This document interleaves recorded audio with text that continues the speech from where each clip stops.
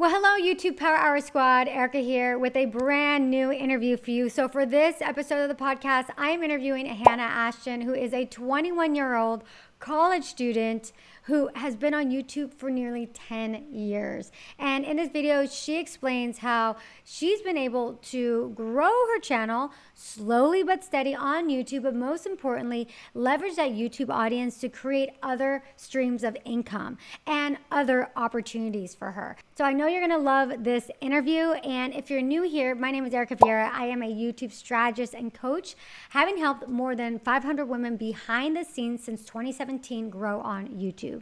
And on this channel, I interview well-known female content creators where together we pull back the curtain to reveal what it's really like to be successful on YouTube. So if that sounds like your jam, hit the subscribe button and the notification bell so that you're notified whenever I release a new interview, and I come out with new ones every single week. Enjoy the interview. Mwah. I was like, you know what, it's actually really cool. Like, yes, I make money from YouTube, and it was my job all through high school, and it still is in college. But I was like, I also want to create a business that I could like provide something. And my first business I started junior year of high school was actually some YouTube consulting. So I know you have your course and stuff, which is so cool. Well, hello, Hannah. Welcome to the podcast. Hi, Erika. Thank you for having me. I've listened to your podcast when I was starting my channel a good while ago, but I'm a good fan. Oh, that's awesome. Well, thank you for sharing that with me. It's always cool when I bring people on the show and they're like, oh my gosh, I was listening to your podcast or I listened to it. So it's so cool. Well, it's a pleasure to have you. Why don't we get started with sharing with our viewers and listeners what inspired you to get onto YouTube back when you did, and when was that? So I've had a few different channels in my lifetime. I actually started my first channel when I was about 10 years old.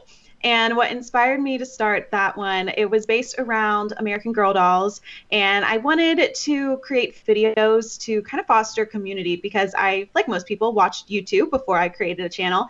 And I remember logging on after school and just finding this community of fellow young girls who, like to talk about American Girl dolls, about the new products they have. And so I kind of found this community and wanted to add to it as well. And so I did everything from like how to take care of your dolls, different hairstyles, and also stop motion videos. So that's really why I started. And then I've had, like I said, a few other channels throughout the years. And now I have my main channel, which is Hannah Ashton. And my content's much different. I don't do American Girl doll videos anymore. I do a lot of college content, female entrepreneurship, lifestyle, and a little bit of faith as well. So at what point did you start the channel that you have right now? About 2013, when I was around 13 years old. Oh, wow. So you still have had this channel for quite some time. Yes, yes. And you are 19 years old now, right? I actually just turned 21. Oh, 21. Okay. So, all right. So you're in college. And you basically juggle your YouTube channel with college.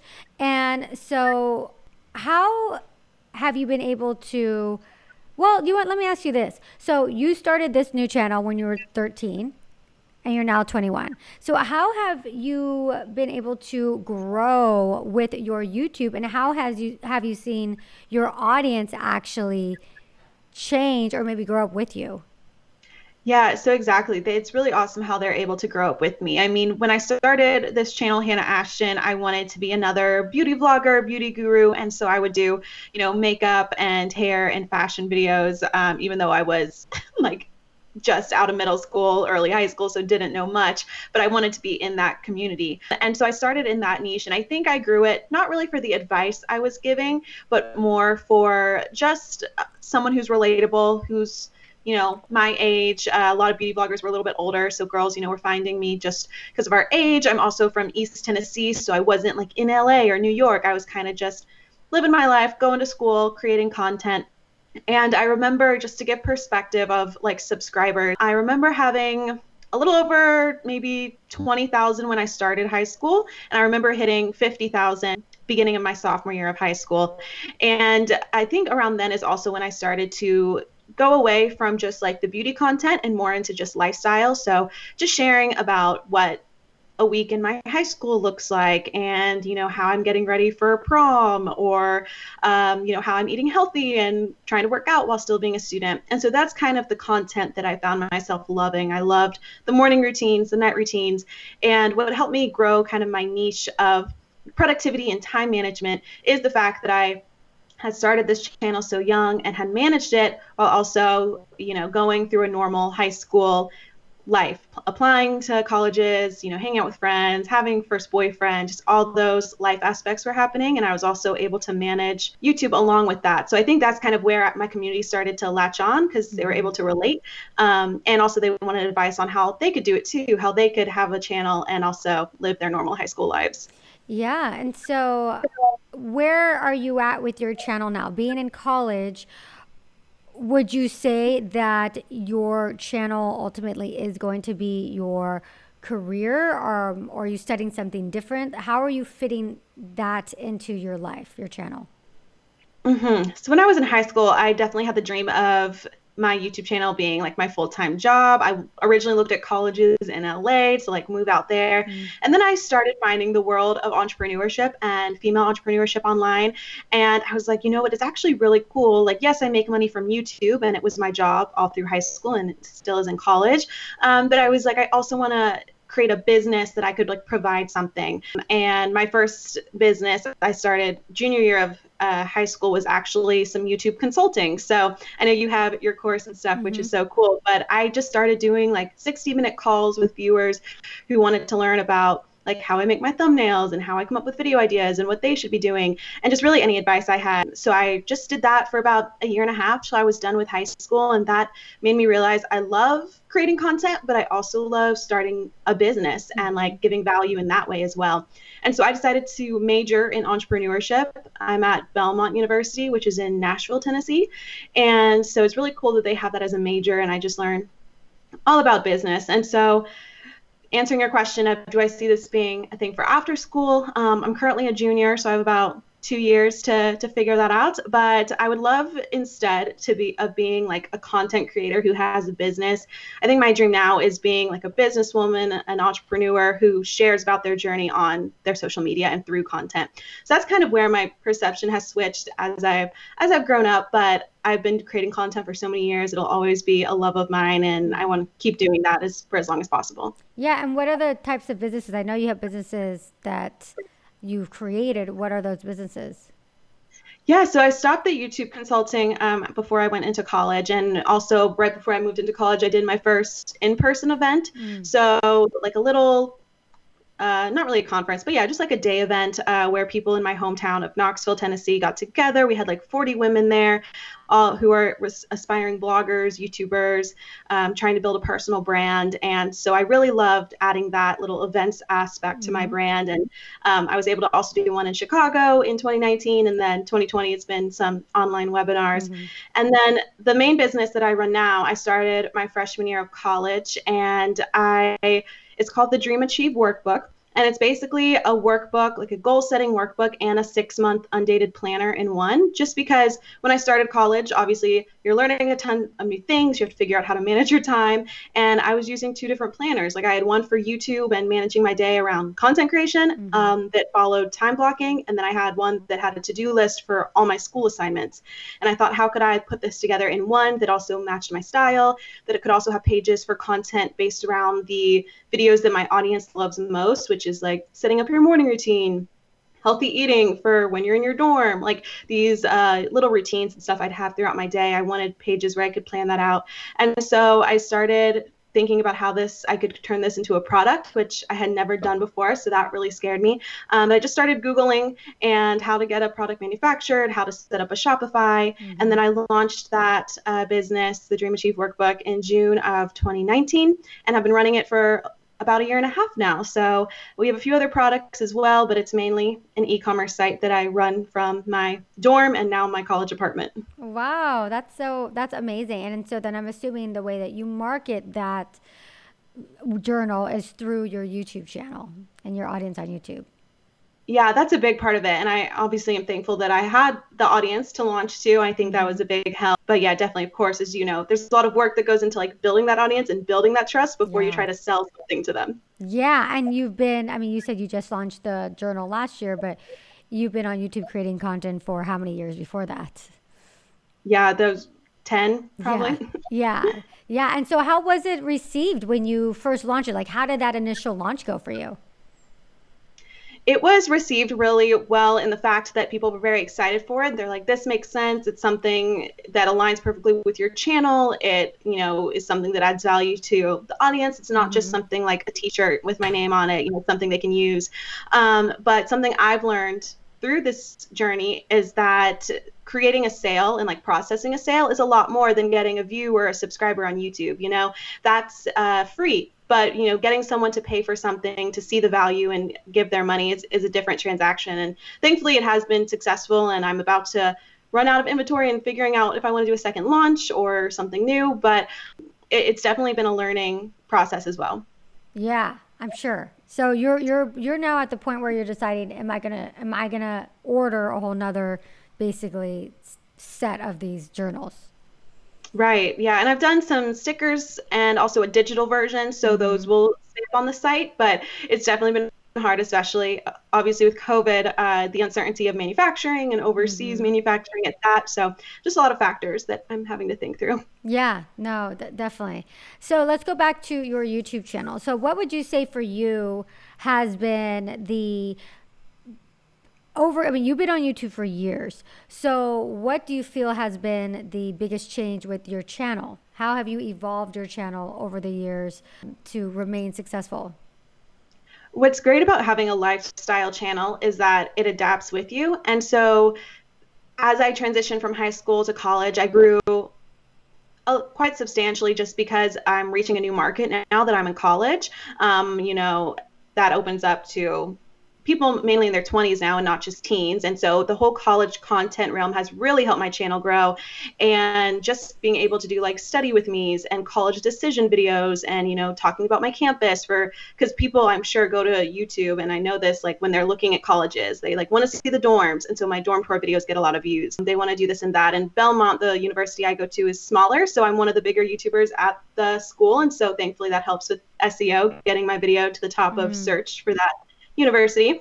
And then something else that's really been great. So if you're in college and you want to start a YouTube, I highly recommend it because there aren't a ton of YouTubers who are still in college, that they can get out of mm-hmm. college in 4 years. And so sponsors though who are wanting to target like a channel with an audience that's college age with clean content, there aren't too many options. And so I found a lot of like my YouTube friends in my niche and my age were getting the same kind of sponsorships just because there aren't as many options for college YouTubers in that specific genre. So I would recommend starting a channel if you are in college. But what has been great about growing it is that I've been able to change up my content. Thankfully I couldn't just stick with beauty because that's something I'm not as passionate about now. So, Mm-hmm. maybe I would have dropped off or I would have lost a lot of subscribers. But because I kind of made that transition in early high school to more lifestyle, I've been able to grow with it and people follow me and some may drop off if they're not interested in college content, but I'll also gain more people who are. Yeah, and so how do you decide what videos that you're going to upload onto your channel? This is something else that I'm thankful for lifestyle because I think about just what's happening in my life in my day to day, Mm-hmm. and I think of how I can relate it to other students or other young women. So I mainly have like 2 points to my channel. I have the college side, and so I think like, oh, final exams are coming up. I need to do a study with me. I need to do a how I organize for finals, maybe a week in the life during finals. Like I think about videos based around that event, Mm-hmm. and then I have my business side. So these videos don't do as well just because I think there's less interest maybe at my age for entrepreneurship and they're a little bit more like nitty gritty of how I manage my business in a day, how to start a business, Mm-hmm. these kinds of videos. And so those are the ones I really enjoy, so I still post them even though they don't do as well. Mm. But yeah, those are mainly the two sides of my channel. It's the college and the business, and I kind of float in between the two when I have to decide what video to post next. Yeah, so you would say that you almost have two niche topics on your channel. And it's interesting that you're aware of the fact that, I know these business ones don't do as good. I mean, is it pretty predictable? Do you know if you upload a business related video that it's like, okay, like it's going to Yeah. get this number of views? Right. Yeah. They'll get like a couple thousand. Meanwhile, if I post anything that usually has the word college in it, it'll Mm-hmm. get maybe like over 10,000 to 20,000. Some of my study ones even will get like 70,000, which is an outlier for my channel. So Mm-hmm. yeah, I definitely know I have to mix it up. Yeah, and so for you, what is your goal and purpose then of creating these business related videos, even though they aren't performing as well as your college related ones? It's really like I guess a safety net for when I do graduate. And, I don't want to graduate college and be like, oh, well, my whole college niche is gone now. I mean, I Mm, know people do post grad videos, but I also want to have something where I can lean on, as I figure out what, if I'm going to go into the corporate world, if I'm going to continue running my own business, something that I can post about. And hopefully, right now, I'm kind of, I don't know if labeling's the word, but maybe when people think of like, oh, 20-year-old entrepreneur, I'm starting to brand myself, actually is the better term, mhm. as that, young female entrepreneur. Yes, she's in college and I watch her for college content, but in the back of my head, I also know that she has a business, just so that hopefully as that business grows, I can lean more into that content when I graduate. Yeah, no, I think that's smart because like you said, what are you supposed to do if you are a college channel and you're done Hmm. with college? It's like then what are you going to do? Right. So you're kind of setting that up. And so for you, then what, like, you are I would say, expert at productivity, right? Hmm. And you have your businesses, you have your college, your YouTube. So what would be, I would say, the top three productivity tips that you would give somebody who is trying to do a YouTube channel? And I think most people that are doing a YouTube channel, they are doing it as a side hustle and they've got a job going on or school or they're doing something else. So what are your three top productivity tips for YouTube? Yeah. So what I use to plan out my day, my weekdays, is the strategy that's actually in my planner, and it's having a to-do list where you just write down everything you have to get done in the day, and then also you have your time blocking section, which time blocking is basically where you write down the hour of the day, or mine in my workbook is left blank, so you can actually write in by the half hour if you wanted, or every few hours, and you write down what time of day you're going to complete each task. So I know that in the mornings is when I try to work out. I have like my quiet time. And then around, like 9 a.m. is when I'm going to get started either with school if I have a class or work. And that's what helps me to, during my weekdays, make sure every little extra 30 minutes, extra hour that I could, and maybe most or a lot of college students maybe get on their phone or like, oh, I can watch a Netflix episode here. For me, it's more like during the day, my waking hours of the weekday, like if I have 30 minutes, I'm going to work on an Instagram story post that's due, or I'm going to try to make this thumbnail for a YouTube video. And so I try to work really hard during like 9 to 4 or 5 p.m. And that's with school, YouTube, business, everything. And then I try to leave my weekends more free, for mental sanity, to also enjoy being in college, Mm-hmm. friends, that. And so, yeah, my first tip would be time blocking. Second tip would be to try to be super strategic with like 4 to 5 work hours in your day, instead of being like, okay, I'm going to wake up at 11 and then take a break and do some work maybe up till 10 p.m. Like I know I don't work best at night, so I put those hours in the morning. But if you are a night owl, maybe you put those 4 to 5 productive hours in the evening. So that'd be my second tip, is just 4 to 5 hours of like just little mental breaks, but like I'm not watching Netflix in the middle of that. Mm-hmm. And then for my third tip, I would say having a change of scenery for like different tasks. So like when I'm at my desk for in my apartment, like that's my school work zone, and so I take my online classes there, I do my homework there. But then when I need to be a little bit more creative, I go either to like the couch or my kitchen counter, or at my coffee table and sit on Mm-hmm. the floor and just try to change up my scenery, because it can be hard to go from like a school mindset to a business mindset, like, oh, I have to worry about a shipping process, to then being like, I have to edit this video in a creative way. But changing my scenery, and I know we're at home, so maybe it's limited, but just changing it a little bit can be really helpful. That's an interesting tip. I actually agree with that. That sometimes, because also it just gets old staying in the same spot all day long, and some people need variety, and that's what then they end up like getting on their phone for that break, and maybe just changing the scenery will kind of reignite them a little bit, like, okay, let me get back to work. So when it comes to planning your actual YouTube videos, then how do you go about planning your content, and then how often do you upload? At least once a week, usually twice a week for YouTube. And I would say I focus a lot on the sponsorships first. So I do have a manager, and they will put the sponsorships I have coming up on my Google Calendar. And so I'll look at my Google Calendar, be like, okay, well, this video is due for preview to the brand on this day, and then it has to go up that Friday. And so I work my other videos around that schedule because those take precedent as a brand is involved. So I normally will work around those, think about what content works best with that sponsored video, and then what other kind of content I want to be hitting on that sponsored video is not going to pertain. So for example, if they want that sponsored video to be like a haul style, then I know that my other content that week or the weeks around it is not going to be a haul. Maybe I'll do it vlog style.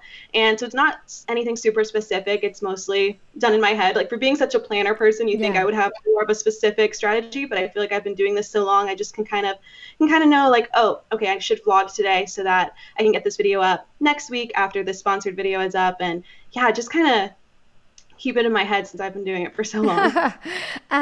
Yeah. So it's interesting because, like, yeah, you are juggling all these different things with school and your business and YouTube. And so for YouTube, you kind of just, you act intuitively. It's like, okay, I know I want to do this, or I want to do this. And so how often do you do sponsored videos? I used to not do them as often, but when I got a manager in January, it definitely has been helpful. And so I would say 2 to 3 a month. Oh, okay. So what was your decision surrounding hiring a manager?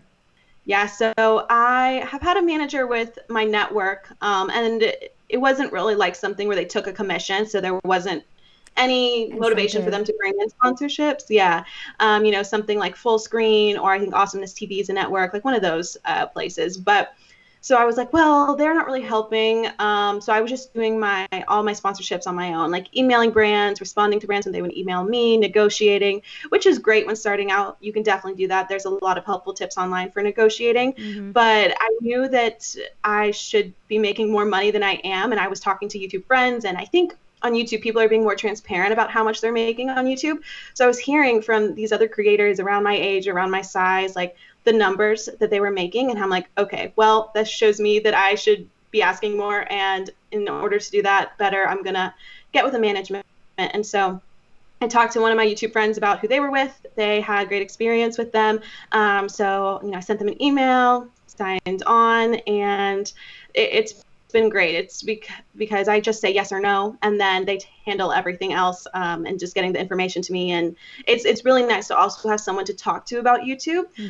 Since I do everything on my own, I'm kind of like in a bubble, but we have a call maybe once a month where we just talk about like what's going on in my life, if I have any goals for my channel for the month, what new content ideas I have. And it's really nice to just have someone to brainstorm that with. Yeah, that's definitely cool. So I'd imagine having that manager really has paid off if you're getting several sponsorships every month. Yes, yeah. And before, I was not even really getting that many on Instagram, but they also helped push that as well, and like packages with Instagram stories, YouTube, which is great. Yeah. So what would you say are your ultimate goals with your YouTube channel? So a few years ago, I may have said reach this amount of subscribers, reach this amount of average views.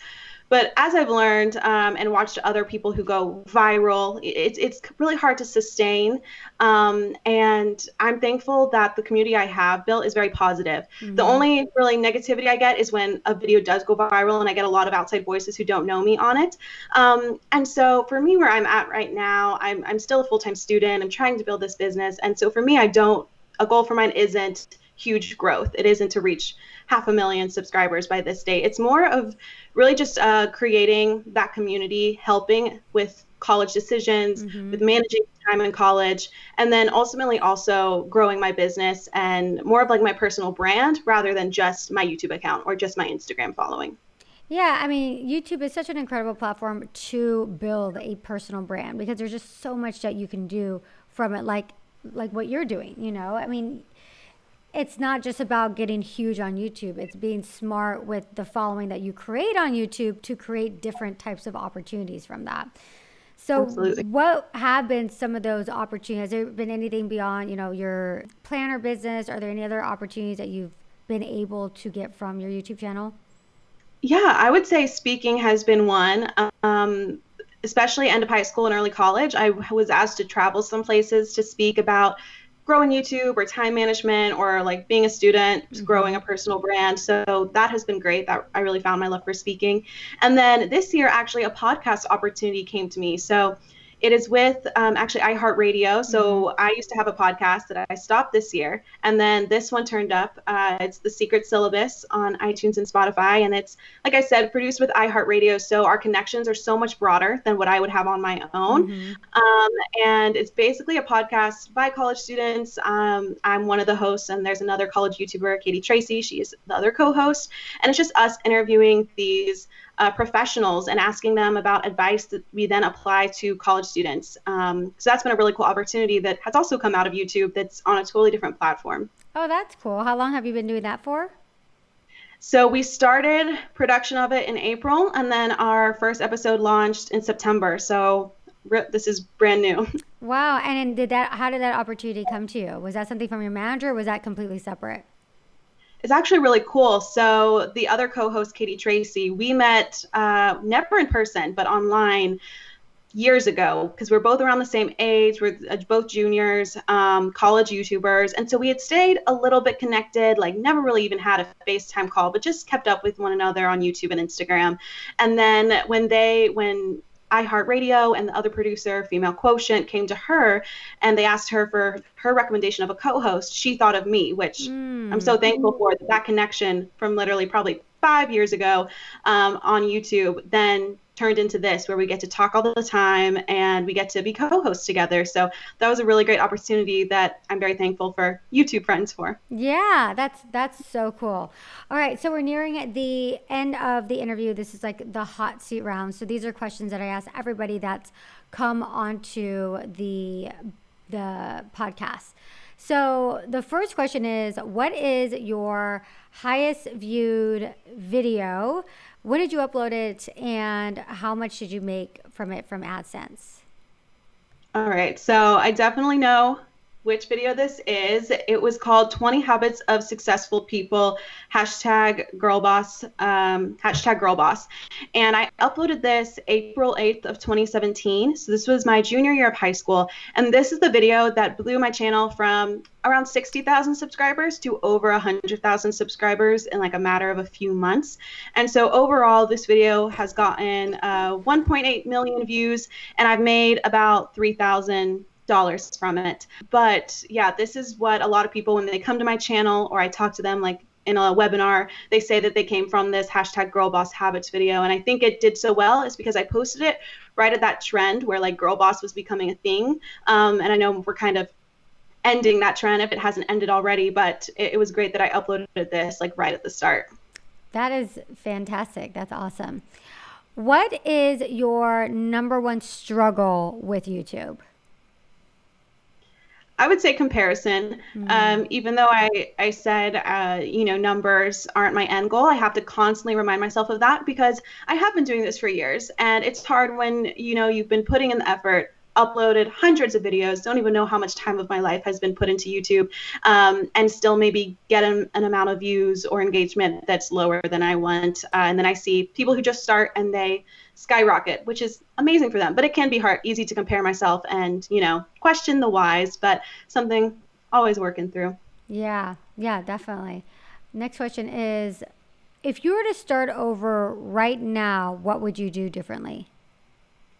I think I would try to learn about the SEO of YouTube starting out. I know it wasn't very huge back then because I started when YouTube was kind of a new thing, and I don't think anyone was really talking about that. But I think if I could have latched on to that early on, and made my titles a little bit better and not used copyrighted music in my first 100 videos, that would have been great too. Yeah, because now you can't monetize those. Yes. And do you pay more attention to the SEO now with your videos? I would say so. I've taken a few courses on it, or just will watch. I know it's always changing, so it's hard to keep up with. But now I know more about tags and your description box, how important that is, and the titles. And I try never to do clickbait. That's just not my vibe. But still making sure that they're interesting for people to click on. Yeah, definitely. What is your favorite video that you've uploaded onto your channel? These don't get a ton of views, but I would have to say the ones that I would do like at the end of the year, like kind of a recap of my previous year before going into the new year. I would talk about, friends that were super great, or, a relationship or career milestones. And it's just kind of nice for me to look back on and see. Yeah, that is nice. And it's like you have this online scrapbook of your life. Yeah. It's pretty cool. Any video that you were particularly excited about that just flopped on your channel?